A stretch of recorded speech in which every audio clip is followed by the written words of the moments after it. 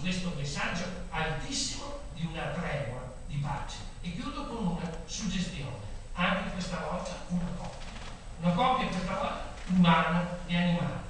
Canova sa essere grande anche nell'animalità e lo vediamo in questi momenti di indenzio attraverso i mistazzi, in cui l'istante diventa eternità. Non vi faccio vedere il volto del dormiente e Endymione, ma il bel musetto attento del suo cane all'arrivo dell'invisibile serena luna, che ci comunica il fremito appunto dell'ineffabile. Ormai il sublime è alle porte, come cortocircuito degli abissi della profondità e delle vite.